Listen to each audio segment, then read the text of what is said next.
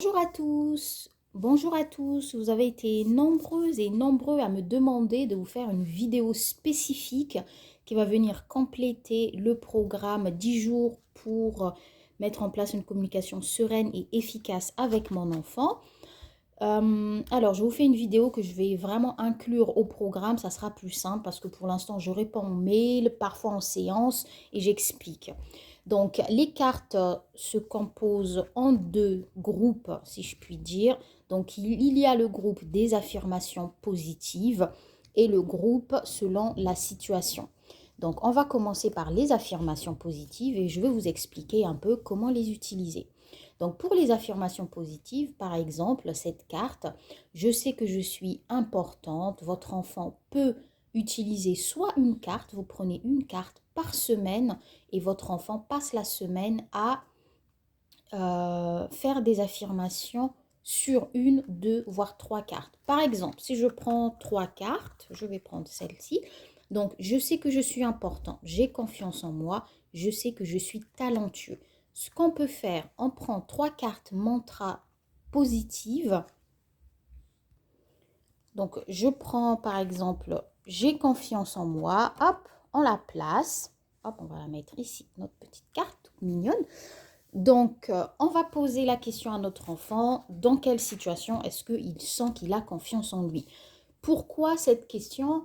C'est pour aller chercher dans l'enfant, dans son inconscient, des situations qui font qu'il se sent courageux, qui font qu'il a confiance en lui.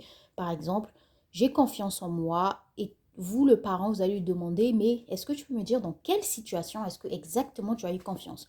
Par exemple, j'ai accompagné un petit garçon, j'utilise aussi ses cartes au cabinet, je lui ai demandé, il a pioché la carte, alors je vais trouver la carte, ici. Je suis courageux. Donc le petit garçon m'a dit, donc je lui ai demandé, hop, il a pioché cette carte, je lui ai dit, alors qu'est-ce que tu en penses? Tu sais que tu es courageux? Il me dit oui, je suis pas sûre. Et là, je lui ai demandé, donne-moi une situation pendant laquelle tu t'es senti courageux. Et là, il m'a expliqué une situation lors de la récré où, en général, il y a un garçon qui l'embête, il le tape, il le pousse. Et cette fois-là, le courage a été de rendre. Certes, je ne suis pas d'accord avec la violence, mais si votre enfant subit de la violence physique, rendre, c'est la moindre des choses pour moi, pour permettre aux autres enfants de se dire que l'enfant n'est pas là pour être leur souffre-douleur. Et donc l'enfant était fier d'avoir fait ça.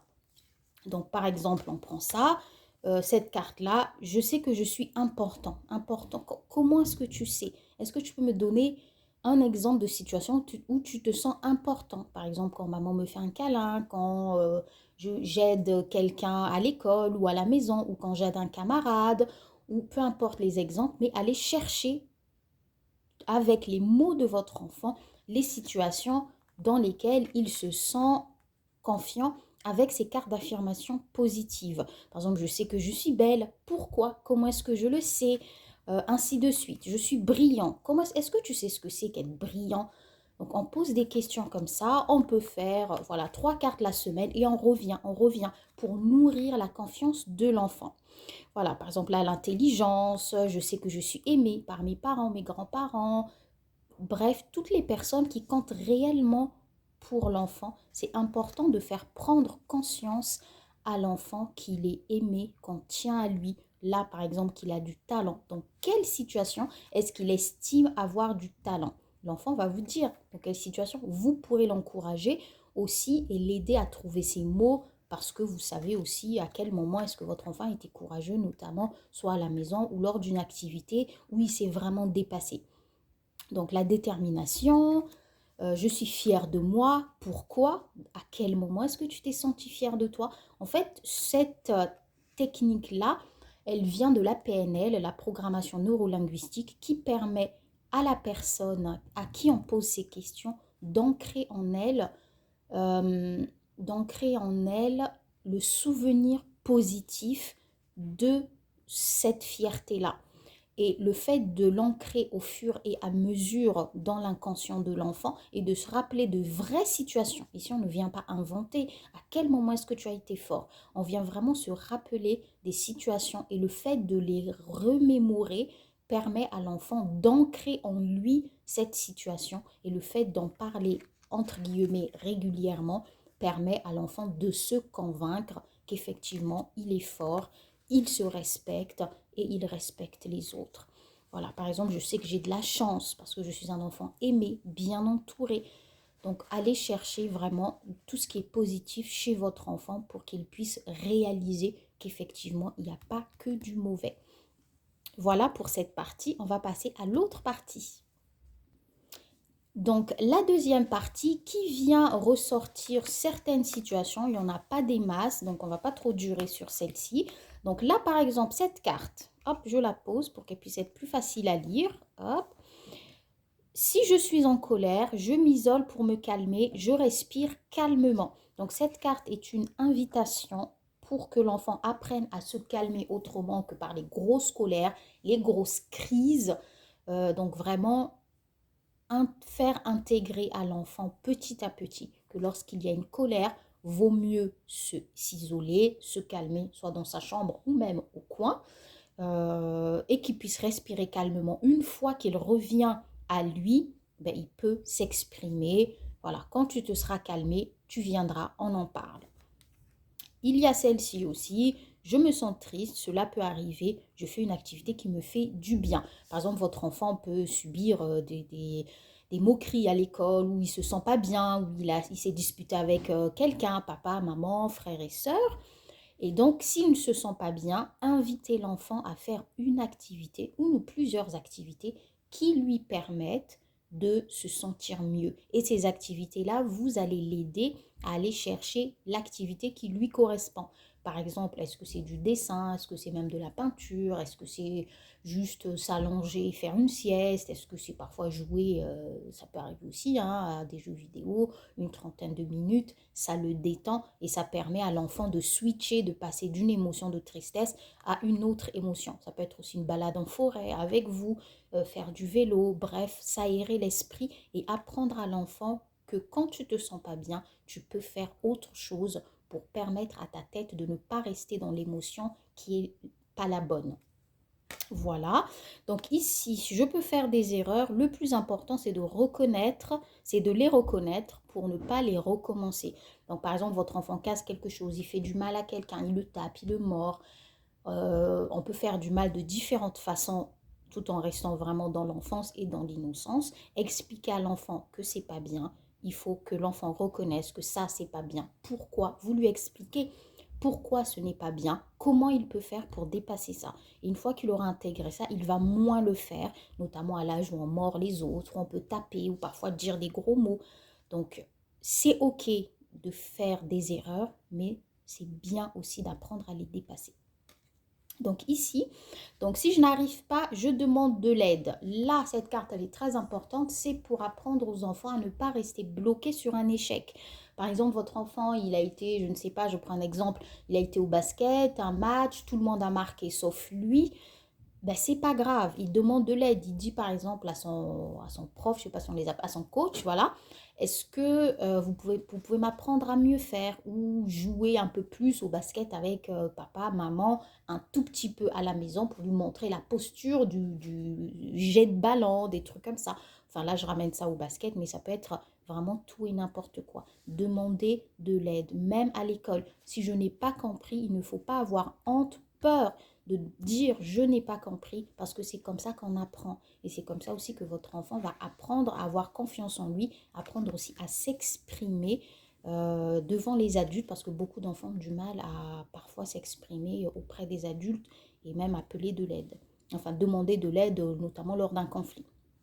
Alors ici, je prends le temps d'évoluer à mon rythme. Cette carte, je pense que c'est la plus importante du lot parce que beaucoup d'enfants se comparent aux autres, pensent qu'ils sont moins bien, pas assez ceci, pas assez cela. Donc c'est important symboliquement, vous voyez ces petits pas, de prendre son temps, d'évoluer à son rythme parce qu'on est tous différents. On a tous notre propre rythme qui est parfois très lent, parfois très rapide, voire modéré. Donc les enfants doivent intégrer et ça avec votre aide, vous parents, que chacun a son rythme, que ce n'est pas parce que, par exemple, tous tes amis savent lire aujourd'hui que toi, tu es moins intelligent qu'eux. Ou ce n'est pas parce que tout le monde sait, je ne sais pas, jouer au ballon et que toi, tu ne sais pas le faire, ça veut dire que toi, tu es moins bien ou tu es carrément nul. Non, c'est parce que tu n'as pas pris le temps d'apprendre. Prendre le temps d'intégrer les choses petit à petit. Et c'est OK de faire des erreurs, c'est OK de trébucher, c'est OK de mal faire, mais de ne pas rester sur ce qui est mauvais parce que l'idée ici, c'est d'évoluer bien évidemment. Alors ici, ce que les autres pensent ou disent de moi ne me définit pas. Là, il s'agit vraiment des mots blessants, genre t'es moche, t'es mal habillé, tes chaussures sont moches, tu es pas assez intelligent, tu es pas assez si. Donc, apprendre aux enfants, et ça passe aussi par la façon dont vous vous exprimez et l'opinion que vous avez de vous-même, voire des autres à la maison, notamment je suis trop nul, je suis trop ceci ou je suis pas assez ça. Donc, ça travaille quelque part la psyché de vos enfants ou eux-mêmes se mettent à penser que ce que les autres disent les définissent. Par exemple, si des camarades pensent que je suis moche, ben ça veut dire que je suis très très moche, c'est sûr, parce que maman parfois ou papa pense la même chose. Et quand je dis pense la même chose, c'est par exemple, si quelqu'un vous définit quelque part ou dit oh, ben cette femme-là, elle est ceci, vous le prenez pour vous et à la maison, vous allez dire oui, il a dit que j'étais ceci, c'est certainement vrai. Vous voyez un peu ce que je veux dire?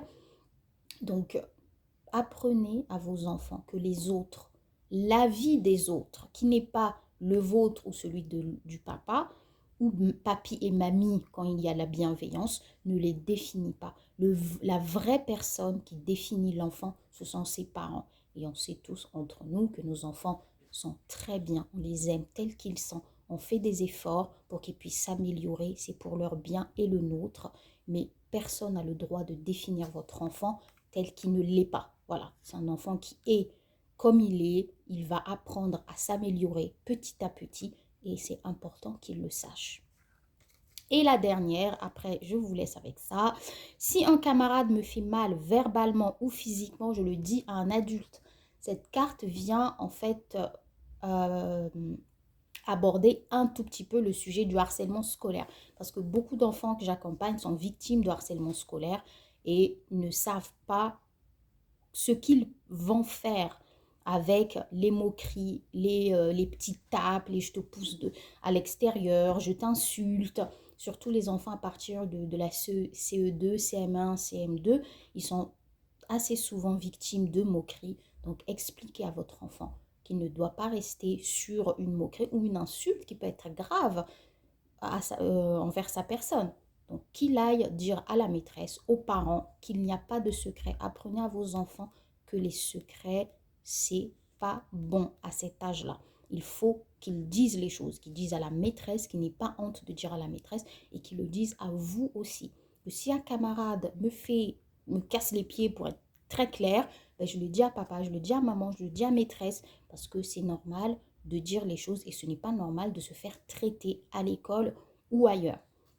Voilà, donc je vous laisse avec les petites cartes. J'espère avoir répondu vraiment à vos préoccupations. Si vous avez plus de questions, surtout, vous n'hésitez pas. Continuez bien toute la formation, faites-moi confiance. Tous les conseils qui sont à l'intérieur marchent énormément. Je suis vraiment très très contente et je vous félicite d'avoir fait ce premier pas vers l'achat du programme. Et je vous fais plein de bisous et je vous souhaite un très très beau chemin pavé d'amour, de paix pour vos familles et vos enfants. Au revoir.